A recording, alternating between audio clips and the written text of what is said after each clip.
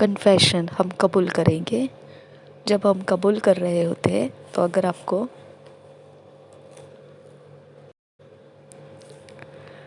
English में कबूल करना है तो इंग्लिश में कीजिए, हिंदी में कबूल करना है तो हिंदी में कीजिए। अगर अपनी भाषा में समझ के साथ कबूल करना है तो वैसे कीजिए, लेकिन हमने मुंह से बोलकर कबूल करना बेहद ज़रूरी है। Blessed be the lord who according to his mercy saved me and has justified me by his grace to be an heir of eternal life. I enjoy my blessed life in Christ, walking in righteousness, justified from all things from which I could not be justified by the law of Moses. My life is for the glory of God. Hallelujah. धन्य हो प्रभु जिसने उसकी दया के अनुसार मुझे बचा लिया और मुझे निर्दोष साबित किया उसके अनुग्रह के द्वारा, कि मैं अनंत काल के जीवन का वारिस बनूं।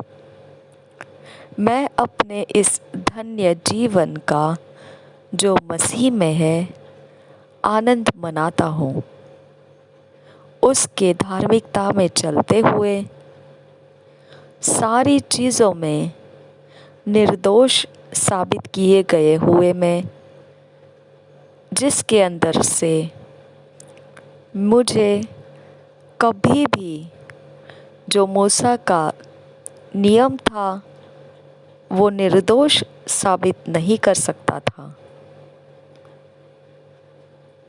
उन सारी बातों से निर्दोष साबित किए हुए मैं चलता हूँ।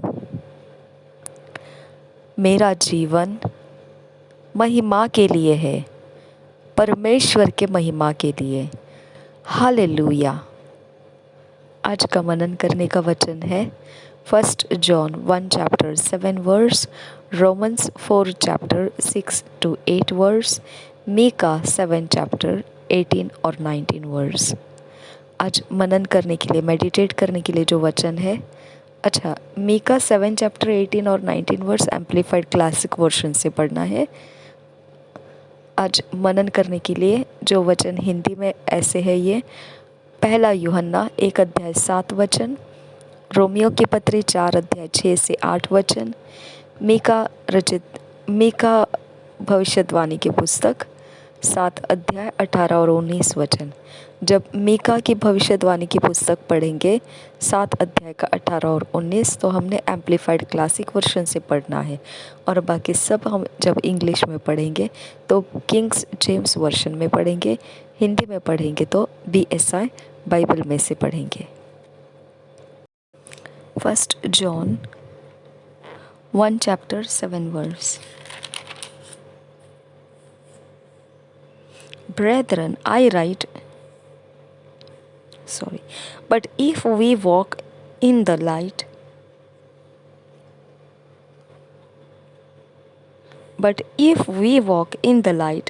as he is in the light, we have fellowship one with another, and the blood of Jesus Christ, his Son, cleanseth us from all sin. यूहन्ना की पहली पत्री 1 अध्याय का 7 वचन। पर यदि जैसा वह ज्योति में है वैसे ही हम भी ज्योति में चले तो एक दूसरे से सहभागिता रखते हैं, और उसके पुत्र यीशु का लहू हमें सब पापों से शुद्ध करता है। पर यदि जैसा वह ज्योति में है वैसे ही हम भी ज्योति में चले तो एक दूसरे से सहभागिता रखते हैं, और उसके पुत्र यीशु का लहू हमें सब पापों से शुद्ध करता है। रोमन्स 4 chapter 6 और 6, 7 और 8 वर्स पढ़ेंगे। Even as David also described the blessedness of the man unto whom God imputeth righteousness without works, saying, Blessed are they whose iniquities are forgiven and whose sins are covered. Blessed is the man to whom the Lord will not impute sin. Romeo की पत्री 4 अध्याय का 6 वचन से 8 वचन तक, जिसे परमेश्वर बिना कर्मों के धर्मी ठहराता है, उसे दाऊद भी धन्य कहता है। धन्य है वे जिनके अधर्म क्षमा हुए और जिनके पाप ढांपे गए। धन्य है वह मनुष्य जिसे परमेश्वर पापी न ठहराए। और एक बार पढ़ेंगे, जिसे परमेश्वर बिना कर्मों के धर्मी ठहराता है, उसे दाऊद भी धन्य कहता है। धन्य है वे जिनके अधर्म क्षमा हुए और जिनके पाप ढांपे गए। धन्य है वह मनुष्य जिसे परमेश्वर पापी न ठहराए। मीका 7 चैप्टर 18 और 19 वर्स एम्पलीफाइड क्लासिक वर्जन में से पढ़ेंगे हम। Who is a God like you, who forgives iniquity and passes over the transgression of the remnant of his heritage?